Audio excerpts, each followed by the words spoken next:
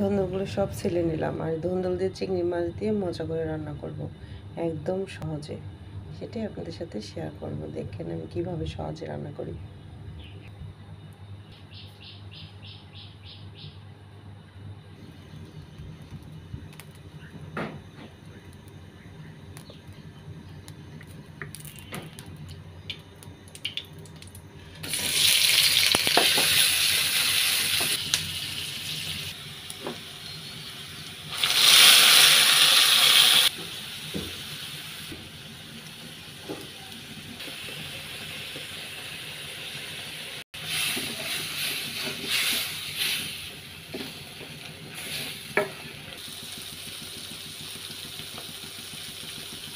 চিংড়ি মাছটা হয়ে গেছে, আর এখন যে কাটা ধনে সব দেব,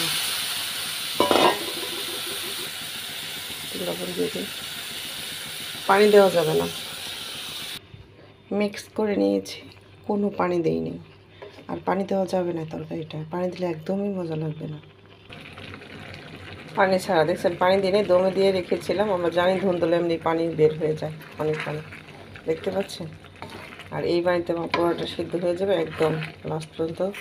এই তরকারিটা হয়ে যাবে। আর এই তরকারিটা অনেক স্বাদ, অনেক মজা, এত ঘ্রাণ, কোনো পানি নাই। আর এটা এইভাবে আমি রান্না করি, কোনো ফোড়ন দেওয়ার লাগে না, কিছু লাগে না। এখন হয়ে যাবে, ঢেকে দিয়েছিলাম। তোমার তরকারিটা হয়ে গেছে। আর একদমই পানি দেওয়া যাবে না, বারবার বললাম। এটা একদম হাতের নাগালে সাধারণ কিছু মশলা দিয়ে রান্না করেছি। হলুদ গুঁড়ো, মরিচের গুঁড়ো, জিরা বাটা, পেঁয়াজ কুচি, কাঁচামরিচ কুচি, চিংড়ি মাছ আর কচি কচি ধুন্দুল দিয়ে পানি ছাড়া এই তরকারিটা রান্না করলাম। অনেক স্বাদ। ওকে, আল্লাহ হাফেজ।